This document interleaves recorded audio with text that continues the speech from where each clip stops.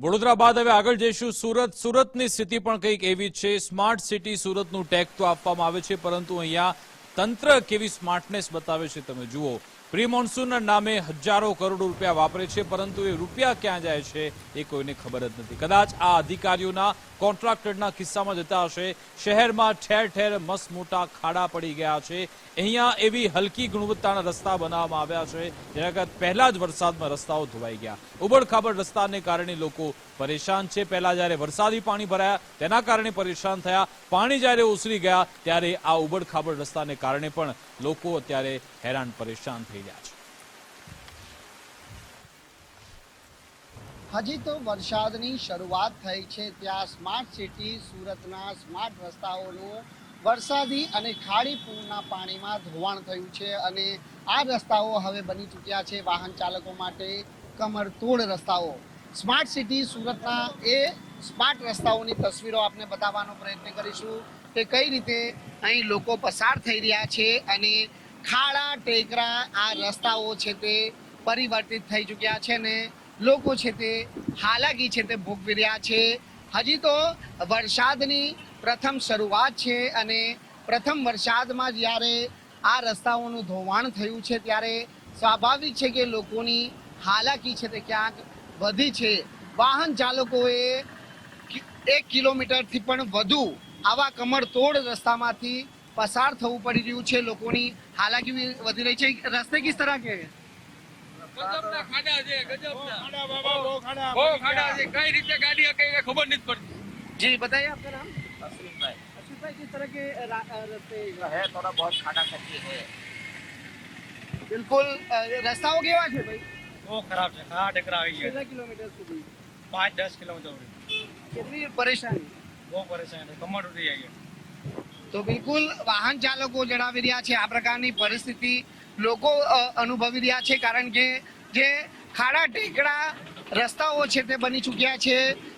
લાખો રૂપિયા જ્યારે શહેરના રસ્તાઓ બનાવવા પાછળ ખર્ચ કરવામાં આવે છે ત્યારે આવા રસ્તાઓ જ્યારે કમરતોડ રસ્તા બની જાય ત્યારે સ્વાભાવિક છે કે લોકોની હાલાકી છે તે વધી રહી છે। જણાવજો અહીંના રસ્તાઓ કેવા છે? અહીંના રસ્તા ખરાબ છે, ખાડા ખબડા છે, ટ્રાફિક કાયમી જામ થાય છે અને પાણી ભરેલું રહ્યું 4 દિવસ। શું કહેશો? સ્માર્ટ સિટીની વાત કરવામાં આવે છે, સ્માર્ટ સિટી ક્યાં હે? ઇન્ડિયામાં ક્યાંય છે નહીં સ્માર્ટ સિટી।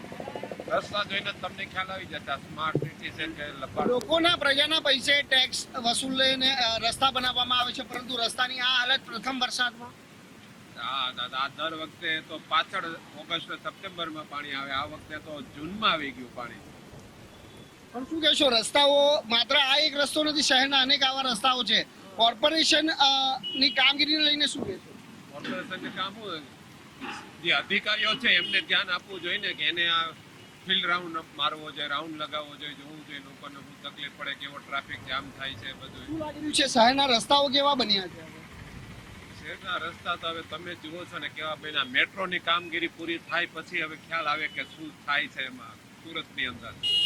તો બિલકુલ એક તરફ મેટ્રોની કામગીરી ચાલી રહી છે અને બીજી તરફ જે પ્રમાણે વરસાદની શરૂઆત થઈ છે 4 દિવસ સુધી જ્યારે ખાડી પૂરની સમસ્યાનો શહેરીજનોએ સામનો કરવો પડ્યો અને પાણી જ્યારે ઓસર્યા છે ત્યારે હવે જે બિસ્માર રસ્તાઓનો હવે લોકો સામનો કરી રહ્યા છે। મસ્ત મોટા ખાડા છે તે શહેરના રસ્તાઓ પર આ પ્રમાણે પડી ચૂક્યા છે। જોઈ શકાય છે કઈ રીતના આવા ખાડા સ્માર્ટ સિટી સુરતના આ ખાડા છે અને સ્માર્ટ સિટી સુરતના આ ખાડાઓના કારણે લોકોને છે તે કમરતોડ રસ્તા પસાર થવું પડી રહ્યું છે।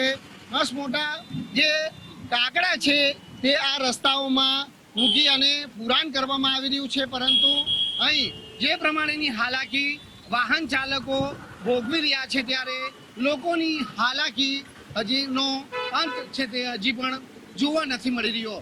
કેમેરામેન વિરલ વ્યાસ સાથે રાકેશ બ્રહ્મભટ્ટ, ગુજરાત ફર્સ્ટ, સુરત।